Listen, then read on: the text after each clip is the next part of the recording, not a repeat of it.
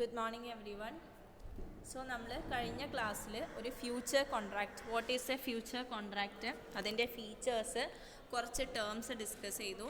So ഇന്ന് നമ്മൾ discuss ചെയ്യാൻ പോകുന്നത് type of future contracts. So നമ്മളിത് ഫസ്റ്റ് ചാപ്റ്റർ ഡിസ്കസ് ചെയ്തപ്പോൾ ഫസ്റ്റ് മൊഡ്യൂളിൽ നമ്മൾ പറഞ്ഞിട്ടുണ്ടായിരുന്നു, അതായത് ഏത് അസറ്റും അല്ലെങ്കിൽ ഓരോ ഡെറിവേറ്റീവ് കോൺട്രാക്റ്റിൻ്റെ നമ്മൾ ട്രേഡ് ചെയ്യുന്ന ക്യാരക്ടറിസ്റ്റിക്സ് അനുസരിച്ചിട്ടും അതിൻ്റെ അണ്ടർലൈങ് അസറ്റ് അനുസരിച്ചിട്ടും ഒക്കെ ഒരു ഡെറിവേറ്റീവ് കോൺട്രാക്റ്റ് ഓരോ നേച്ചറായിട്ട് നമുക്ക് ക്ലാസിഫൈ ചെയ്യാമെന്ന് പറഞ്ഞിട്ടുണ്ടായിരുന്നു.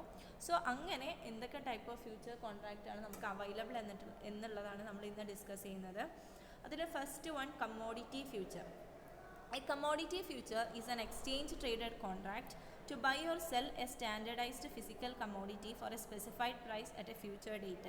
അപ്പോൾ ഒരു കമ്മോഡിറ്റി ഫ്യൂച്ചർ എന്ന് പറയുന്നത് നമ്മൾ ഒരു എക്സ്ചേഞ്ചിലൂടെ, ഒരു ഡെറിവേറ്റീവ് കോൺട്രാക്റ്റാണ്, അതായത് ഒരു എക്സ്ചേഞ്ചിലൂടെ ഒരു കമ്മോഡിറ്റിയാണ് നമ്മൾ ബൈ ചെയ്യാനോ സെല് ചെയ്യാനോ, ഫ്യൂച്ചറിൽ ബൈ ചെയ്യാനോ സെല് ചെയ്യാനോ എടുക്കുന്ന ഡിസിഷൻ. അവിടെ അണ്ടർലൈങ് അസറ്റ് ഒരു കമ്മോഡിറ്റി ആണെങ്കിൽ അങ്ങനത്തെ ഡെറിവേറ്റീവ് കോൺട്രാക്റ്റിന് നമുക്ക് കമ്മോഡിറ്റി ഫ്യൂച്ചേഴ്സ് എന്ന് പറയും. Okay, then the case of commodity derivative, the underlying asset is a commodity.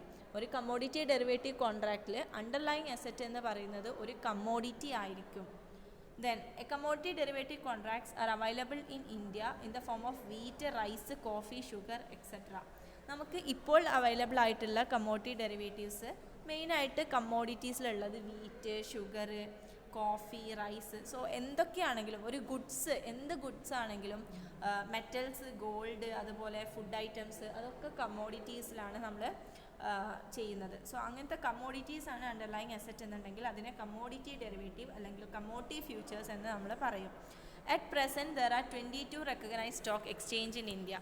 ഇന്ത്യയിൽ ഇപ്പോൾ നമുക്ക് 22 റെക്കഗ്നൈസ്ഡ് ആയിട്ടുള്ള സ്റ്റോക്ക് എക്സ്ചേഞ്ച് ഉണ്ട് കമ്മോഡിറ്റി ഫ്യൂച്ചേഴ്സ് ട്രേഡ് ചെയ്യാൻ വേണ്ടിയിട്ട്. ഓക്കെ, സോ അതാണ് കമ്മോഡിറ്റി ഫ്യൂച്ചേഴ്സ്. ഇനി next one, financial futures. They are future contracts where the underlying asset is a financial instrument. The financial futures are further classified into ഒരു minute. അപ്പോൾ financial futures എന്ന് പറയുന്നത് underlying asset എന്നുള്ളത് ഒരു derivative കോൺട്രാക്റ്റിൽ underlying asset എന്നുള്ളത് ഒരു financial instrument ആണെങ്കിൽ അതിനെ നമ്മൾ ഫിനാൻഷ്യൽ ഫ്യൂച്ചേഴ്സ് എന്ന് പറയും. ഓക്കെ, അപ്പോൾ ഫിനാൻഷ്യൽ ഇൻസ്ട്രുമെൻ്റ് എന്ന് പറയുന്നത് ഒരു ഫിനാൻഷ്യൽ ക്യാരക്ടറിസ്റ്റിക്സ് ഉള്ള ഒരു അസറ്റ് ആണെങ്കിൽ അതിനെ നമ്മൾ ഫിനാൻഷ്യൽ ഇൻസ്ട്രുമെൻ്റ് എന്ന് പറയും. സോ അങ്ങനെ ഫിനാൻഷ്യൽ ഇൻസ്ട്രുമെൻ്റ് ആണ് ഒരു കോൺട്രാക്റ്റ്, ഡെറിവേറ്റീവ് കോൺട്രാക്റ്റിലെ അണ്ടർലൈങ് അസറ്റ് എന്നുണ്ടെങ്കിൽ അതിനെ നമ്മൾ ഫിനാൻഷ്യൽ ഫ്യൂച്ചേഴ്സ് എന്ന് പറയും. സോ നമ്മൾ ഡിസ്കസ് ചെയ്യുന്ന ഇനി വരുന്ന പോയിന്റ് കറൻസി ഫ്യൂച്ചേഴ്സ് എന്നൊക്കെ പറഞ്ഞിട്ട് പോയിന്റ്സ് വരുന്നുണ്ട്. അത് ഈ ഫിനാൻഷ്യൽ ഫ്യൂച്ചേഴ്സിൻ്റെ എക്സാമ്പിൾസ് ആണ്. സോ അവിടെ 1, 2 എന്ന് കഴിഞ്ഞിട്ട് 3 എന്നുള്ള പോയിന്റ് ഇല്ല, അത് ഇതിൻ്റെ സബ്ബാണ് കേട്ടോ. അതൊന്ന് തെറ്റിപ്പോയതാണ്, ഞാൻ നോട്ട്സ് അയക്കുമ്പോൾ ഞാനൊന്ന് ക്ലിയർ ചെയ്യാം. ഓക്കെ, അപ്പോൾ ഫിനാൻഷ്യൽ ഫ്യൂച്ചേഴ്സിൻ്റെ ഫസ്റ്റ് വൺ എന്ന് പറയുന്നത് കറൻസി ഫ്യൂച്ചേഴ്സ് ആണ്. Currency futures are derivative contracts where an underlying asset is a currency. ഒരു കറൻസി ഫ്യൂച്ചേഴ്സിൽ അല്ലെങ്കിൽ ഒരു ഡെറിവേറ്റീവ് ഫ്യൂച്ചർ കോൺട്രാക്റ്റിൽ അണ്ടർലൈങ് അസറ്റ് ഒരു കറൻസി ആണെങ്കിൽ അതിന് നമ്മൾ കറൻസി ഫ്യൂച്ചേഴ്സ് എന്ന് പറയും. സോ ഓരോന്നും നമ്മൾ ലേറ്റർ ഡീറ്റെയിൽ ആയിട്ട് ഡിസ്കസ് ചെയ്യും. ഇപ്പോൾ ഇത്ര മനസ്സിലാക്കുക, ഒരു ടൈപ്പ് ഓഫ് ഫിനാൻഷ്യൽ ഇൻസ്ട്രുമെൻ്റ് അല്ലെങ്കിൽ ഫിനാൻഷ്യൽ ഡെറിവേറ്റീവ് ആണ് കറൻസി ഫ്യൂച്ചേഴ്സ്. കറൻസി ഫ്യൂച്ചേഴ്സിൽ അണ്ടർലൈങ് അസറ്റ് എന്ന് പറയുമ്പോൾ ഏതെങ്കിലും ഒരു കറൻസി ആയിരിക്കും. സോ ഒരു കറൻസി ഫ്യൂച്ചറിൽ മേടിക്കാനോ വിൽക്കാനോ ഉള്ള ഡെറിവേറ്റീവ് കോൺട്രാക്റ്റ് എടുക്കുകയാണെങ്കിൽ അതിനെയാണ് നമ്മൾ കറൻസി ഫ്യൂച്ചേഴ്സ് എന്ന് പറയുന്നത്. ഇനി next type of financial instrument ആണ് stock futures. A stock future are derivative contracts where an underlying asset is a stock. It is used for hedging against the risk of price fluctuations and with the motive of speculation. നമ്മൾ stock futures എന്ന് പറയുന്നത് ഒരു derivative contract, ആ derivative കോൺട്രാക്റ്റിൽ underlying asset ഒരു stock ആണെങ്കിൽ, ഏതെങ്കിലും ഒരു കമ്പനിയുടെ സ്റ്റോക്ക് ആണെങ്കിൽ അതിനെ നമ്മൾ സ്റ്റോക്ക് ഫ്യൂച്ചേഴ്സ് എന്ന് പറയും.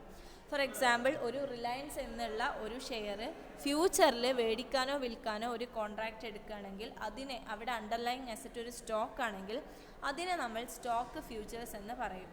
അപ്പോൾ ഈ സ്റ്റോക്ക് ഫ്യൂച്ചേഴ്സ് നമ്മൾ മെയിനായിട്ട് 2 പർപ്പസിനാണ് യൂസ് ചെയ്യുന്നത്. ഒന്ന് ഹെഡ്ജിങ്ങിനും യൂസ് ചെയ്യും, ഒന്ന് സ്പെക്കുലേഷനും യൂസ് ചെയ്യും. അപ്പോൾ ഹെഡ്ജിങ്ങിൻ്റെ കേസ് പറയുകയാണെങ്കിൽ, ഇപ്പോൾ ഒരാൾക്ക് റിലയൻസ് എന്ന് പറഞ്ഞിട്ടുള്ള ഒരു ഷെയർ ഒരാൾ ഹോൾഡ് ചെയ്യുന്നുണ്ട്. ഫോർ എക്സാമ്പിൾ മാർക്കറ്റിൽ ആ ഹോൾഡ് ചെയ്യുന്ന ഷെയറിൻ്റെ വാല്യൂ 1000 റുപ്പീസാണ്. പക്ഷേ അയാൾക്കൊരു എക്സ്പെക്റ്റേഷൻ ഉണ്ടാവുകയാണ് ഫ്യൂച്ചറിൽ ആ 1000 റുപ്പീസ് എന്നുള്ള ഷെയർ ഫ്യൂച്ചറിൽ വില കുറയാൻ ചാൻസ് ഉണ്ട്. ബട്ട് അയാൾ ഇന്ന് വിൽക്കുന്നില്ല, കാരണം ഇന്ന് അയാൾ വിൽക്കാൻ ഉദ്ദേശിക്കുന്നില്ല. ചിലപ്പോൾ കൂടിയാലോ, പക്ഷെ അയാൾക്ക് കൂടുമെന്നുള്ളതിനേക്കാളും കുറയും എന്നുള്ള ഒരു എക്സ്പെക്റ്റേഷനാണ് ഉള്ളത്. അപ്പോൾ അയാൾ വിചാരിക്കുകയാണ് അയാൾ ഒരു മാസം വരെ ഹോൾഡ് ചെയ്യുന്നതിലൂടെ അയാൾക്കൊരു എക്സ്പെക്റ്റേഷൻ ഉണ്ടാവുകയാണ് ഇന്ന് 1000 റുപ്പീസിന് അയാൾ മേടിച്ചിട്ടുള്ള സാധനം അയാൾ ഒരു മാസം കഴിഞ്ഞ് സെല്ല് ചെയ്യുകയാണെങ്കിൽ അയാൾക്ക് ചാൻസ് 1000 റുപ്പീസ് എന്നുള്ളത് കുറയാൻ ചാൻസ് ഉണ്ട്. ഒരു 900 റുപ്പീസായിട്ട് കുറയാൻ ചാൻസ് ഉണ്ട്. അയാൾ അതൊരു എക്സ്പെക്റ്റേഷൻ മാത്രമാണ്, അയാൾക്ക് ഉറപ്പില്ല. അങ്ങനെയുള്ള ആ ഒരു റിസ്കിനെ തടയാൻ വേണ്ടിയിട്ട് അയാൾക്ക് എന്ത് ചെയ്യാം, ഇന്ന് അയാളുടെ കയ്യിലുള്ള 1000 റുപ്പീസിൻ്റെ ഷെയർ ആണെങ്കിൽ ഫ്യൂച്ചറിൽ അത് വിൽക്കാനുള്ള ഒരു ഡെറിവേറ്റീവ് കോൺട്രാക്റ്റ് എടുക്കാം. അതായത് ഒരു ഡെറിവേറ്റീവ് എക്സ്ചേഞ്ചിൽ പോയിട്ട് cell Reliance stock at 1000 rupees എന്നുള്ള ഡെറിവേറ്റീവ് കോൺട്രാക്റ്റ് എടുക്കാം. അപ്പോൾ അയാൾക്ക് ഒരു മാസം കഴിയുമ്പോൾ 1000 റുപ്പീസ് എന്നുള്ളത് കുറഞ്ഞിട്ടുണ്ടെങ്കിൽ അയാൾക്ക് എന്ത് ചെയ്യാം, 900 റുപ്പീസ് ആയിട്ടുണ്ടെങ്കിൽ പോലും അയാൾക്ക് ആ ഡെറിവേറ്റീവ് കോൺട്രാക്റ്റ് എക്സസൈസ് ചെയ്തിട്ട് അയാൾക്ക് 1000 റുപ്പീസിന് അയാളുടെ കയ്യിലുള്ള ഷെയർ വിൽക്കാൻ പറ്റും. മാർക്കറ്റിൽ എന്തൊക്കെ ചേഞ്ച് ഉണ്ടോ അത് അയാളെ എഫക്റ്റ് ചെയ്യില്ല. അങ്ങനെയാണ് ഈ സ്റ്റോക്ക് ഫ്യൂച്ചേഴ്സ് ഹെഡ്ജ് ചെയ്യാൻ വർക്ക് ചെയ്യുന്നത്. അതായത് നമുക്ക് നമ്മളുടെ എക്സ്പെക്റ്റേഷൻ അനുസരിച്ചിട്ട് കുറയും, ഫ്യൂച്ചറിൽ വില കുറയുമെന്നാണെങ്കിൽ നമുക്ക് സെല്ല് ചെയ്യാനുള്ള ഒരു കോൺട്രാക്റ്റ് എടുക്കാം. അല്ലെങ്കിൽ ഫ്യൂച്ചറിൽ വില കൂടുമെന്നുള്ളതാണെങ്കിൽ നമുക്ക് ബൈ ചെയ്യാനാണ് നമ്മൾ ഉദ്ദേശിക്കുന്നത് എന്നുണ്ടെങ്കിൽ ഇപ്പോഴുള്ള പ്രൈസിൻ്റെ അസറ്റ് പ്രൈസ് ലോക്ക് ചെയ്തുകൊണ്ട് 1000 രൂപക്ക് മേടിക്കാനുള്ള ഒരു കോൺട്രാക്റ്റ് എടുക്കാം. അയാളുടെ എക്സ്പെക്റ്റേഷൻ അനുസരിച്ചിട്ട് അയാൾക്ക് ഡിഫറെൻറ്റ് ടൈപ്പ് ഓഫ് പൊസിഷൻസ് എടുക്കാം. അങ്ങനെയാണ് നമ്മൾ ഹെഡ്ജ് ചെയ്യാൻ സ്റ്റോക്ക് ഫ്യൂച്ചേഴ്സിനെ യൂസ് ചെയ്യുന്നത്. Okay, the next one speculation. Speculation നമ്മൾ പറഞ്ഞു ഫസ്റ്റ് മൊഡ്യൂളിൽ. Speculators are persons who enter a derivative contract with the purpose of taking advantage of the price differences. ഒരു ഷെയറിൻ്റെ അല്ലെങ്കിൽ ഒരു അസറ്റിൻ്റെ മാർക്കറ്റിൽ ഉണ്ടായേക്കാവുന്ന പ്രൈസ് ഡിഫറൻസസിനെ അഡ്വാൻറ്റേജ് എടുത്തുകൊണ്ട് പ്രോഫിറ്റ് ഉണ്ടാക്കാൻ നമ്മൾ യൂസ് ചെയ്യുന്ന സ്ട്രാറ്റജിനെയാണ് സ്പെക്കുലേഷൻ എന്ന് പറയുക. ഒരു സ്റ്റോക്ക് ഫ്യൂച്ചേഴ്സ് നമുക്ക് സ്പെക്കുലേറ്റ് ചെയ്യാനും യൂസ് ചെയ്യാം. അതായത് ഒരാൾക്ക് മാർക്കറ്റിൽ ചേഞ്ചസ് ഉണ്ടാവും എന്നുള്ള എക്സ്പെക്റ്റേഷൻ അനുസരിച്ചിട്ട് അയാൾക്ക് എന്ത് ചെയ്യാം, ഡിഫറെൻ്റ് പൊസിഷൻസ് എടുക്കാം. ഒരു എക്സാമ്പിൾ പറയുകയാണെങ്കിൽ ഒരാളുടെ കയ്യിൽ അല്ലെങ്കിൽ ഒരാൾ എക്സ്പെക്റ്റ് ചെയ്യാണ് ഒരു റിലയൻസ് എന്ന് പറഞ്ഞിട്ടുള്ള ഒരു ഷെയർ അതിൻ്റെ പ്രൈസ് ഫ്യൂച്ചറിൽ കൂടാൻ ചാൻസ് ഉണ്ട് എന്നുള്ള അല്ലെങ്കിൽ കുറയാൻ ചാൻസ് ഉണ്ട് എന്നുള്ള ഒരു എക്സ്പെക്റ്റേഷൻ അയാൾക്ക് ഉണ്ടാവുകയാണ്. സ്പെക്കുലേഷൻ്റെ എക്സാമ്പിൾ പറഞ്ഞുതരാം. ഇപ്പോൾ ഒരു റിലയൻസ് എന്നിട്ടുള്ള ഒരു സ്റ്റോക്ക് ആണെങ്കിൽ അതിൻ്റെ ഇന്നത്തെ വില 1000 ആണെങ്കിൽ അയാൾക്കൊരു എക്സ്പെക്റ്റേഷൻ ഉണ്ടാവുകയാണ് ആ 1000 റുപ്പീസ് എന്നുള്ളത് ഫ്യൂച്ചറിൽ കൂടാൻ ചാൻസ് ഉണ്ട് എന്നുള്ളത്. അയാൾക്ക് എന്ത് ചെയ്യാം, സ്പെക്കുലേറ്റ് ചെയ്യാൻ വേണ്ടിയിട്ട് അയാൾക്ക് എന്ത് ചെയ്യാം, ഈ 1000 റുപ്പീസിന് ഇന്ന് അസറ്റ് മേടിക്കാം. എന്ത് ചെയ്യാം, മേടിക്കാനുള്ള ഒരു ഡെറിവേറ്റീവ് കോൺട്രാക്റ്റ് എടുക്കുക. അതായത് ഫ്യൂച്ചറിൽ വില കൂടുകയാണ്. ഓക്കെ, അപ്പോൾ ഇന്ന് അയാൾ മേടിക്കുന്നില്ല, പക്ഷേ ഫ്യൂച്ചറിൽ വില കൂടുമെന്ന് അയാൾക്കറിയാം. ഇന്ന് മേടിക്കാൻ 1000 രൂപയാണെങ്കിൽ ഫ്യൂച്ചറിൽ അത് 1000 രൂപക്ക് മേടിക്കാനുള്ള ഒരു ഡെറിവേറ്റീവ് കോൺട്രാക്റ്റ് എടുക്കുക. അത് കൂടുമെന്നുള്ള എക്സ്പെക്റ്റേഷനിൽ ഫ്യൂച്ചറിൽ അത് 1500 ആയേക്കാം എന്നുള്ള ഒരു എക്സ്പെക്റ്റേഷനിൽ അയാൾക്ക് എന്ത് ചെയ്യാം, 1000 റുപ്പീസിന് ആ ഒരു ഷെയർ മേടിക്കാനുള്ള ഒരു ഡെറിവേറ്റീവ് കോൺട്രാക്റ്റ് എടുക്കാം to buy Reliance shares at a future date. അപ്പോൾ മാർക്കറ്റിൽ 1000 റുപ്പീസ് ഉള്ളത് ഫ്യൂച്ചറിൽ അത് 1500 ആണെങ്കിൽ പോലും അയാൾക്ക് എന്ത് ചെയ്യാം, 1000 റുപ്പീസിന് അയാൾക്ക് മേടിക്കാം. എന്നിട്ട് അയാളുടെ എക്സ്പെക്റ്റേഷൻ അനുസരിച്ചിട്ട് മാർക്കറ്റിൽ വില കൂടിയിട്ടുണ്ടെങ്കിൽ അയാൾക്ക് എന്ത് ചെയ്യാം, അയാൾക്ക് ഡെറിവേറ്റീവ് കോൺട്രാക്റ്റ് എടുത്തുകൊണ്ട് അയാൾക്ക് 1000 റുപ്പീസിന് അത് മേടിക്കാൻ പറ്റി. ആ 1000 റുപ്പീസിന് മേടിച്ച അസറ്റ് എന്ത് ചെയ്യാം, അയാൾക്ക് ക്യാഷ് മാർക്കറ്റിൽ പോയിട്ട് 1500 റുപ്പീസിന് വിൽക്കാം. അങ്ങനെ ഈ 500 റുപ്പീസ് എന്നുള്ള അഡ്വാൻറ്റേജിൻ്റെ പ്രൈസ് ഡിഫറൻസിൻ്റെ അഡ്വാൻറ്റേജ് എടുക്കുന്നതാണ് സ്പെക്കുലേഷൻ എന്ന് പറയുന്നത്. പ്രൈസ് ഡിഫറൻസസിന് അഡ്വാൻറ്റേജ് എടുക്കാൻ വേണ്ടിയിട്ട് നമ്മളൊരു ഡെറിവേറ്റീവ് കോൺട്രാക്റ്റിൽ എൻ്റർ ചെയ്യുകയാണെങ്കിൽ അതിനെ നമ്മൾ എന്ത് പറയും, സ്പെക്കുലേഷൻ എന്ന് പറയും. സ്റ്റോക്ക് ഫ്യൂച്ചേഴ്സ് യൂസ് ചെയ്തിട്ട് നമുക്ക് ഹെഡ്ജ് ചെയ്യാനും യൂസ് ചെയ്യാം, സ്പെക്കുലേഷനും നമുക്ക് യൂസ് ചെയ്യാം. ഇനി next one interest rate futures. അതും ഒരു ടൈപ്പ് ഓഫ് ഫിനാൻഷ്യൽ ഇൻസ്ട്രുമെൻ്റ് ആണ്. Interest rate futures are derivative contracts with underlying asset are interest rate. ഒരു ഡെറിവേറ്റീവ് കോൺട്രാക്റ്റിൽ അണ്ടർലൈങ് അസറ്റ് എന്ന് പറയുന്നത് ഒരു ഇൻട്രസ്റ്റ് റേറ്റ് ആണെങ്കിൽ അതിന് നമ്മൾ ഇൻട്രസ്റ്റ് റേറ്റ് ഫ്യൂച്ചേഴ്സ് എന്ന് പറയും. It is an instrument four hedging against interest rate risk. Interest rate futures നമുക്ക് ഇൻട്രസ്റ്റ് റേറ്റ് റിസ്കിൽ ഉണ്ടായേക്കാവുന്ന ഫ്ലക്ച്വേഷൻസിനെ ഹെഡ്ജ് ചെയ്യാൻ യൂസ് ചെയ്യാം. Then next one, index futures. Index futures are derivative contracts where an underlying asset is a stock market index. അപ്പോൾ stock market index എന്ന് പറയുന്നത് general ആയിട്ടുള്ള ഒരു എക്സ്ചേഞ്ചിൻ്റെ ഏറ്റവും ഔട്ട് പെർഫോം ചെയ്യുന്ന സ്റ്റോക്സിൻ്റെ ഒരു ആവറേജ് പ്രൈസിനെയാണ് നമ്മൾ ഇൻഡെക്സ് എന്ന് പറയുന്നത്. സോ ഇൻഡെക്സ് ആണ് ഒരു മാർക്കറ്റ്, ആ സ്റ്റോക്ക് മാർക്കറ്റിൽ ഉണ്ടാകുന്ന ജനറൽ ട്രെൻഡ് എന്താണ്, അപ്വാർഡ് ട്രെൻഡാണോ ഡൗൺവാർഡ് ട്രെൻഡാണോ എന്നൊക്കെ പറയുന്ന ഒരു ഫിഗറാണ് സ്റ്റോക്ക് മാർക്കറ്റ് ഇൻഡെക്സ്. അപ്പോൾ ഒരു ഡെറിവേറ്റീവ് കോൺട്രാക്റ്റിൽ ആ സ്റ്റോക്ക് മാർക്കറ്റ് ഇൻഡെക്സിൻ്റെ വാല്യൂ ആണ് അണ്ടർലൈങ് അസറ്റ് എന്നുണ്ടെങ്കിൽ അങ്ങനത്തെ ഡെറിവേറ്റീവ് കോൺട്രാക്ട്സിനെ നമ്മൾ ഇൻഡെക്സ് ഫ്യൂച്ചേഴ്സ് എന്ന് പറയും. Okay, they are used for speculating by taking the opportunity of changes in stock market index.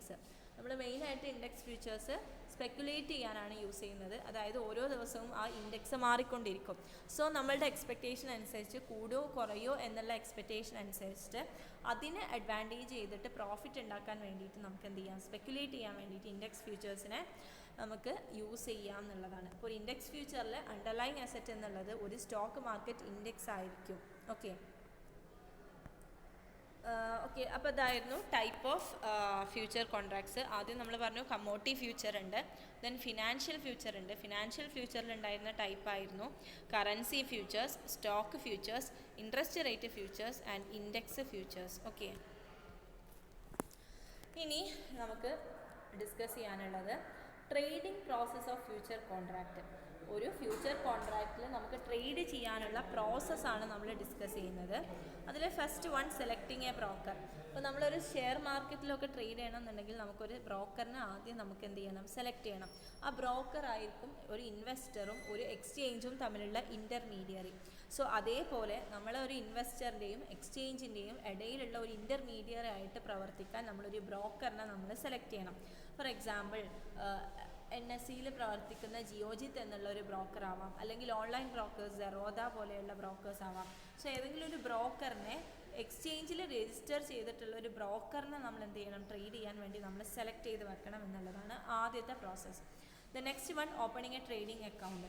നമ്മൾ ബ്രോക്കറിൻ്റെ അടുത്ത് നമുക്ക് ട്രേഡ് ചെയ്യാനുള്ള ഒരു അക്കൗണ്ട് സ്റ്റാർട്ട് ചെയ്യുക. ഓക്കെ, അതാണ് next process. The next one, choose a commodity or financial instrument to trade.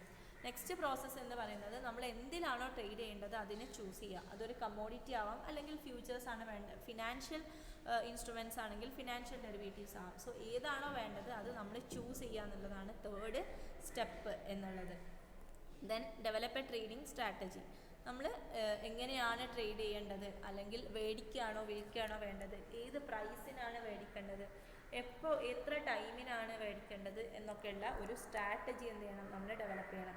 So നമ്മൾ എന്താണ് ട്രേഡ് ചെയ്യേണ്ടത്, എത്ര പ്രൈസിനാണ്, എത്ര ടൈമിനാണ് എന്നുള്ളൊക്കെ ഒരു സ്ട്രാറ്റജി നമ്മൾ ഡെവലപ്പ് ചെയ്യുക എന്നുള്ളതാണ് fourth step. The next one, purchase the future contract. നമ്മൾ എടുത്ത സ്ട്രാറ്റജി അനുസരിച്ച് നമ്മൾ ചൂസ് ചെയ്ത അസറ്റ് അനുസരിച്ച് എന്ത് ചെയ്യണം, നമ്മൾ ഫ്യൂച്ചർ കോൺട്രാക്റ്റ് പർച്ചേസ് ചെയ്യുക എന്നുള്ളതാണ് last step. The investor purchase A future contract with a specified expiration date.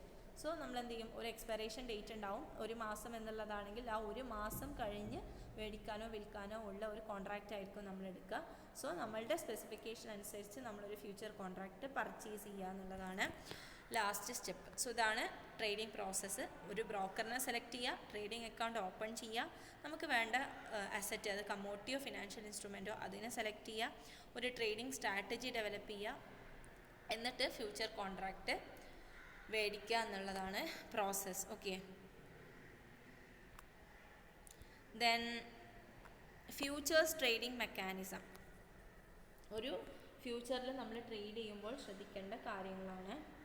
First one, open an account with a broker. നമ്മൾ നേരത്തെ പറഞ്ഞ പോലെ ഒരു ബ്രോക്കറിനെ, നമ്മൾക്ക് ഇൻ്റർമീഡിയറി ആയിട്ട് പ്രവർത്തിക്കാനുള്ള ഒരു ബ്രോക്കറിനെ നമ്മൾ സെലക്ട് ചെയ്യുക. The next one, placing an order. The investor can place an order for the derivative contract with his broker. A future order containing instructions to the broker regarding the contracts to be made is initiated while placing an order. നമുക്ക് എന്ത് ചെയ്യാം, second സ്റ്റെപ്പായിട്ട് നമ്മളൊരു ബ്രോക്കറിനെ select ചെയ്തതിന് ശേഷം നമുക്ക് എന്ത് contract ആണോ വേണ്ടത് അത് മേടിക്കാനോ വിൽക്കാനോ ഉള്ള ഓർഡർ നമുക്ക് എന്ത് ചെയ്യാം, പ്ലേസ് ചെയ്യാം ബ്രോക്കറിൻ്റെ അടുത്ത്. ആ ഓർഡറിൽ എന്തുണ്ടാവും, ആ ഓർഡറിനെ പറയുന്ന പേരാണ് ഫ്യൂച്ചർ ഓർഡർ എന്നുള്ളത്. ഒരു ഫ്യൂച്ചർ കോൺട്രാക്റ്റിൽ നമ്മൾ ചെയ്യുന്ന ഓർഡറിനെ ഫ്യൂച്ചർ ഓർഡർ എന്ന് പറയും. ആ ഓർഡറിൽ എന്തുണ്ടാവും, ഇൻസ്ട്രക്ഷൻസ്. നമ്മൾ ബ്രോക്കറിന് ഇൻസ്ട്രക്ഷൻസ് കൊടുക്കുകയാണ്, ഇത്ര കോൺട്രാക്റ്റ് എനിക്ക് വേണം, ഈ ഡെറിവേറ്റീവ് കോൺട്രാക്റ്റ് എനിക്ക് വേണം, അത് ഓർഡർ ചെയ്യാനുള്ള ഇൻസ്ട്രക്ഷൻസ് ആണ് ഫ്യൂച്ചർ ഓർഡർ എന്ന് പറഞ്ഞിട്ടുള്ള ഓർഡർ നമ്മൾ ബ്രോക്കറിന് കൊടുക്കുന്ന ഓർഡറിൽ ഉള്ളത്. സോ അങ്ങനെ ഒരു ഓർഡർ നമ്മൾ പ്ലേസ് ചെയ്യുക. നമുക്ക് ഈ ഫ്യൂച്ചർ കോൺട്രാക്റ്റ് മേടിക്കാനുള്ള ഓർഡർ നമ്മൾ പ്ലേസ് ചെയ്യുക. Okay. Then role of the clearing house. A clearing house plays a key role in the trading of a future contract. It acts as an intermediary between the parties for each contract. The clearing house ensures the integrity of each future contract. നമ്മൾക്ക് ഒരു clearing house ഉണ്ടാവും. ഈ ബ്രോക്കറും നമ്മളൊരു ബ്രോക്കറിനെ choose ചെയ്തു.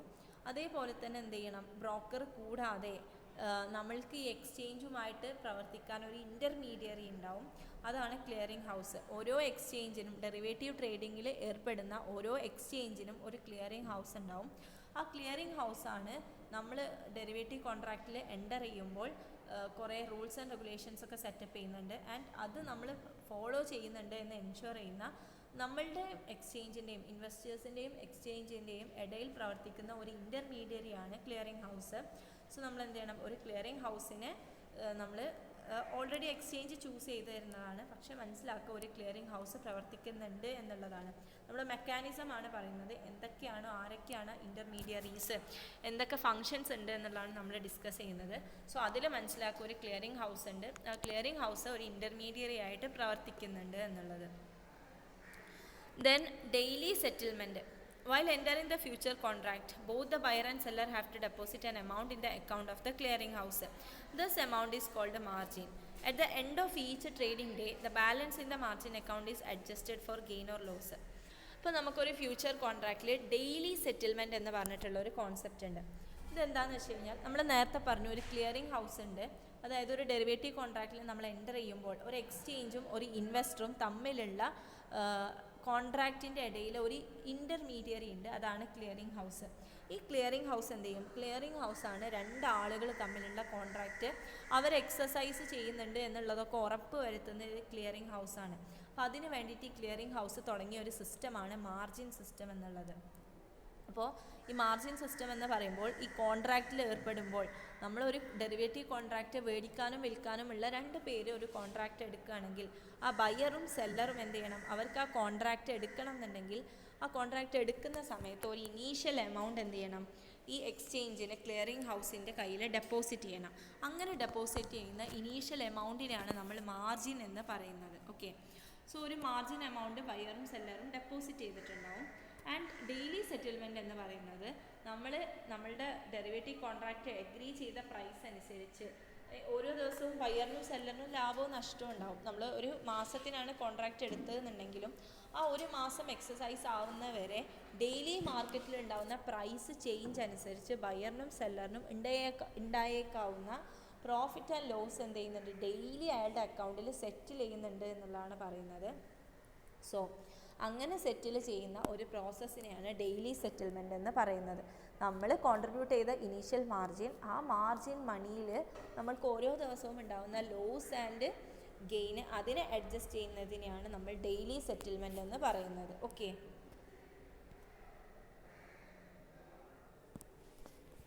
Then delivery and cash settlement. Usually, the delivery of the asset in the derivative contract is a 3-day process.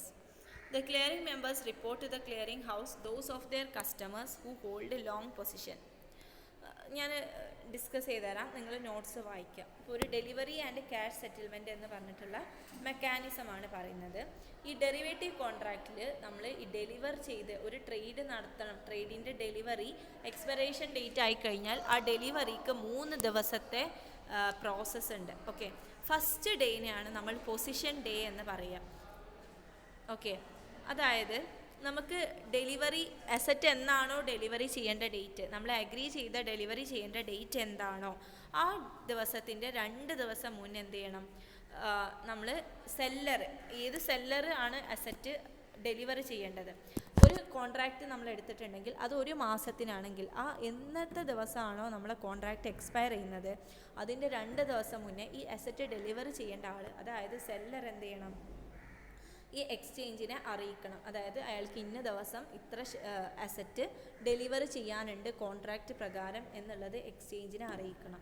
So നമ്മളുടെ expiration ഡേറ്റിൻ്റെ 2 ദിവസം മുന്നേ ഈ സെല്ലർ ഇത് എക്സ്ചേഞ്ചിനെ അറിയിക്കും. അങ്ങനെ അറിയിക്കുന്ന ദിവസത്തിന് നമ്മൾ പൊസിഷൻ ഡേ എന്ന് പറയും. Okay. So 2 days before the intended delivery date, the holder of the short position who intended to make the delivery notifies the clearing house its desire to deliver. This day is called the position day. അങ്ങനെ deliver ചെയ്യാൻ വേണ്ടി നമ്മൾ decide ചെയ്യുന്ന ഡേനെ നമ്മൾ position day എന്ന് പറയും. Okay. Then next day ആണ് intention day. അതായത് അത് കഴിഞ്ഞിട്ടുള്ള ബിസിനസ് ഡേ, അതിനാണ് ഇൻറ്റൻഷൻ ഡേ എന്ന് പറയുന്നത്. On the intention day, the exchange select the holder of the longest position to receive the delivery. അപ്പോൾ ഈ സെല്ലർ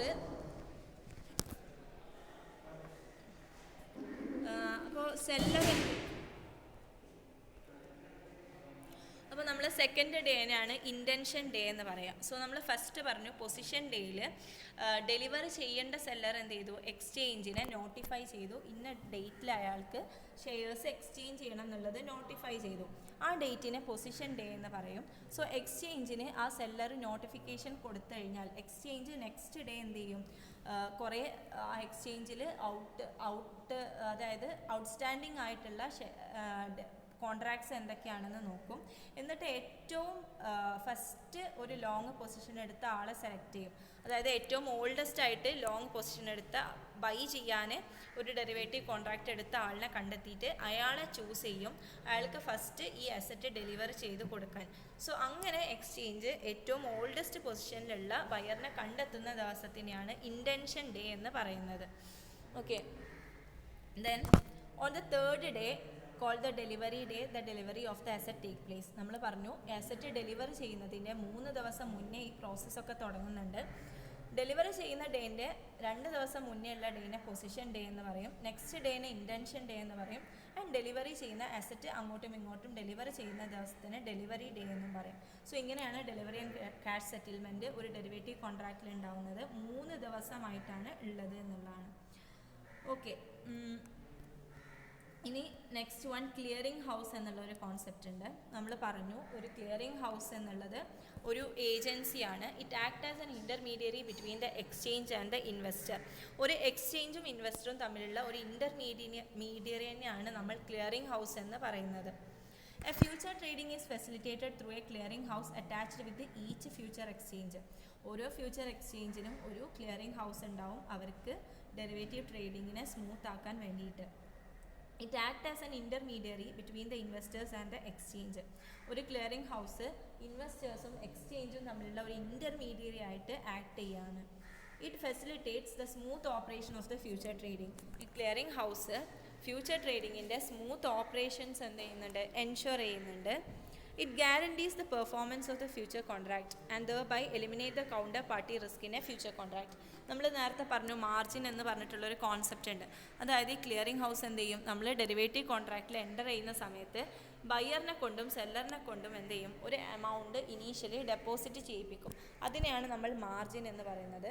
സോ ആ മാർജിന് യൂസ് ചെയ്യുന്നത് എന്താണ്, ക്ലിയറിംഗ് ഹൗസ് ഈ മാർജിന് ഡെപ്പോസിറ്റ് ചെയ്യാൻ പറയുന്നത് ഏതെങ്കിലും പാർട്ടി അവരുടെ ഒബ്ലിഗേഷൻ ഫുൾഫിൽ ചെയ്തില്ല എന്നുണ്ടെങ്കിൽ മറ്റേ പാർട്ടീനെ കൗണ്ടർ പാർട്ടീൻ്റെ റിസ്ക് ഓഫ്സെറ്റ് ചെയ്യാൻ വേണ്ടിയിട്ടാണ് ഈ മാർജിന് 2 പാർട്ടീസിനോടും നമ്മൾ ഇൻട്രൊഡ്യൂസ് ചെയ്യാൻ പറയുന്നത്. സോ എന്ത് ചെയ്യും, ഈ ക്ലിയറിംഗ് ഹൗസ് 2 പാർട്ടീസിൻ്റെയും പെർഫോമൻസ് ഗ്യാരണ്ടി ചെയ്യുന്നുണ്ട് എന്നുള്ളതാണ് പറയുന്നത്. സോ അതുകൊണ്ട് കൗണ്ടർ പാർട്ടി റിസ്ക്, ഏതെങ്കിലും ഒരു പാർട്ടി അവരുടെ കോൺട്രാക്റ്റ് ഫുൾഫില്ല് ചെയ്യുന്നില്ല എന്നുള്ള counter party risk clearing house ഇല്ലാതാക്കുന്നുണ്ട് എന്നുള്ളതാണ് അതിൻ്റെ ഒരു function. Then after each trade in an exchange it will be recorded by clearing house. ഓരോ ട്രേഡ് കഴിയുന്നതനുസരിച്ചിട്ട് ക്ലിയറിംഗ് ഹൗസ് എന്ത് ചെയ്യുന്നുണ്ട്, അത് അതത് സമയങ്ങളിൽ റെക്കോർഡ് ചെയ്യുന്നുണ്ട്. ഇന്നത്തെ ദിവസം നമ്മളുടെ എക്സ്ചേഞ്ചിൽ ഒരു ബൈ നടന്നിട്ടുണ്ടെങ്കിൽ ആ ഓരോ ബൈയും റെക്കോർഡ് ചെയ്യുന്നുണ്ട്. ഒരു സെല്ല് ഡെറിവേറ്റീവ് കോൺട്രാക്റ്റ് ഉണ്ടെങ്കിൽ ആ ഓരോ സെൽ കോൺട്രാക്റ്റും റെക്കോർഡ് ചെയ്യുന്നുണ്ട്. സോ ഓരോ ദിവസത്തെയും റെക്കോർഡ് സിസ്റ്റമാറ്റിക്കായിട്ട് ക്ലിയറിംഗ് ഹൗസ് കീപ്പ് ചെയ്യുന്നുണ്ട്. Then clearing refers to the matching of buy and sell records in order to ensure that there are no discrepancies in the contract. ഈ clearing എന്ത് ചെയ്യുന്നുണ്ട്, ഓരോ ബൈയിനും ഒരു opposite സെല്ലുണ്ടാവും, ആ ഓരോ ബൈനെയും സെല്ലിനെയും മാച്ച് ചെയ്ത് വെക്കുന്നുണ്ട്. അങ്ങനെ ഓരോ കോൺട്രാക്റ്റിനും ഒരു ഓപ്പോസിറ്റ് പാർട്ടി ഉണ്ട് എന്നുള്ളത് ക്ലിയറിംഗ് ഹൗസ് സിസ്റ്റമാറ്റിക് ആയിട്ട് റെക്കോർഡ് ചെയ്യുന്നതിലൂടെ എൻഷുർ ചെയ്യുന്നുണ്ട്. Then it keep record of all transactions during A day. അത് ഓരോ ദിവസത്തെയും ആ എക്സ്ചേഞ്ചിൽ ഉണ്ടാകുന്ന ഓരോ ട്രാൻസാക്ഷൻസും സിസ്റ്റമാറ്റിക് ആയിട്ട് റെക്കോർഡ് ചെയ്യുന്നുണ്ട്. സോ ഒരു ക്ലിയറിംഗ് ഹൗസ് എന്നുള്ളത് ഒരു ഇൻ്റർമീഡിയറി ആണ്, എക്സ്ചേഞ്ചും ഇൻവെസ്റ്റേഴ്സും തമ്മിലുള്ള ഒരു ഡെറിവേറ്റീവ് കോൺട്രാക്റ്റിൻ്റെ സ്മൂത്ത് ഫംഗ്ഷൻ എൻഷുർ ചെയ്യുന്നത് ഒരു ക്ലിയറിംഗ് ഹൗസ് ആണ്. ഓക്കെ, ഇനി ഒരു ഫങ്ഷൻസ് ഓഫ് ക്ലിയറിംഗ് ഹൗസ് എന്നുള്ള ടോപ്പിക് ഉണ്ട്, നമുക്ക് ഫാസ്റ്റായിട്ട് നോക്കാം. It provides a quick and simple way for the traders to settle their contracts. ഒരു ക്ലിയറിംഗ് ഹൗസ് ഇൻവെസ്റ്റേഴ്സിന് ക്വിക്കായിട്ട് സിമ്പിളായിട്ട് അവരുടെ കോൺട്രാക്ട്സ് സെറ്റിൽ ചെയ്യാനുള്ള ഒരു ഓപ്പർച്യൂണിറ്റി തരുന്നുണ്ട്.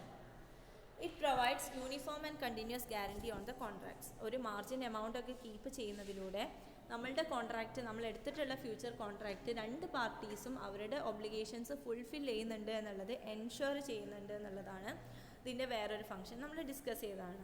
Then it records and settles the day to day trading results. നമ്മൾ പറഞ്ഞു ഡേ ടു ഡേ ഉണ്ടാവുന്ന എക്സ്ചേഞ്ചിൽ ഉണ്ടാവുന്ന എല്ലാ ട്രേഡും ബൈയും സെല്ലും ഒക്കെ അപ് ടു ഡേറ്റ് ആയിട്ട് ക്ലിയറിംഗ് ഹൗസ് റെക്കോർഡ് ചെയ്യുന്നുണ്ട്.